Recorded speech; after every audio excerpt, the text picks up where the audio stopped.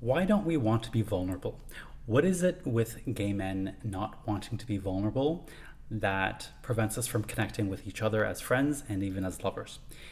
To me, vulnerability represents the emotional risk of having to open ourselves up to other people and ourselves.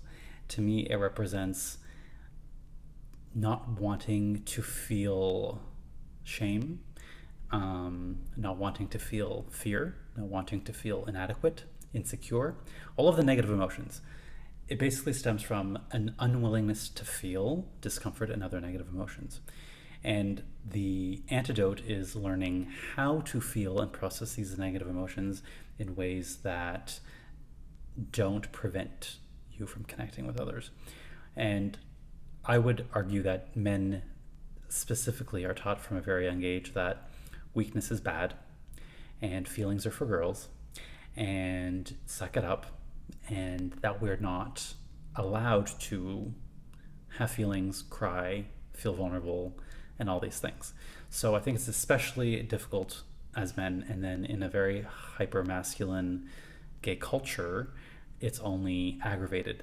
And then on top of that, as gay men, we all have to deal with our own leftover shame, which we carry with us, and sometimes we don't know it's there, and that shame is something that we don't want others to see in us.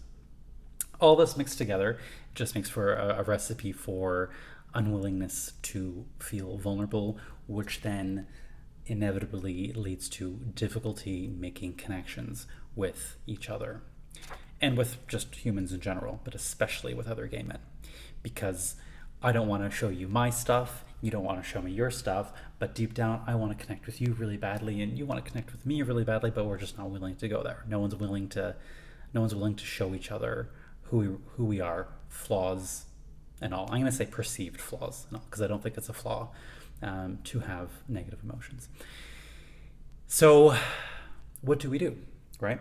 When we are unwilling to feel and we're unwilling to feel the discomfort and negative emotions, there's so many things we do. I'll tell you what I did. Perfectionism was my go-to. I wanted everything to be perfect. I tried controlling everything around me, including my reputation. I tried to people please. So I'd please others so that they would accept and approve of me, thereby me controlling their perception of me. A lot of people build emotional walls. So they say, I'm just going to hide from the world in my cocoon here because it's safe here. And unfortunately, it's these walls that are the same walls that prevent us from connecting with each other. So yes, you think you're protecting yourself, but really you're also disconnecting yourself from reality. And why do we do that? It's because we don't want to risk that emotional journey of having to expose our fear and insecurity, shame, and all these things that don't feel so good. So when it comes to connecting with others, it's really challenging for gay men, and the antidote is courage. The antidote is having the emotional intelligence and emotional know-how, the skills basically to process and feel the negative emotions instead of giving into the automatic desire to simply avoid or numb them, right? Numbing is a big thing that we do. I've done all the numbing. I've done the drugs, the sex, the substances. I've numbed in many, many ways. And I know that that's another common one that we face in the gay community.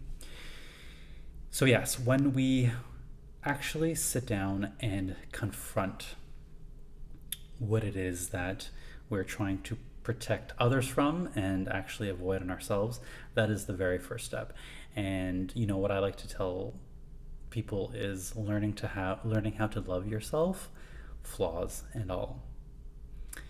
Because if I have a perceived flaw, I'm going to do my damn best to make sure you don't find it, because the fear is if you find my flaw, you're going to reject me, you're not going to love me, and that's going to trigger all of my shame and remind me that I'm not worthy of love.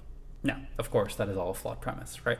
This was the story that I've lived in for many, many years, and up until recently, I started to untangle myself from that, and now I help other people untangle themselves from these stories as well. But here's the thing: it's not like once you once you know it, it's gone forever. It's constant work. I want everyone to know that. It's not like once you get it, you've got it and you've moved on from life. It's constant work on knowing yourself, becoming aware, and letting it play out in your relationships. And relationships are truly the best classroom for doing the self-work.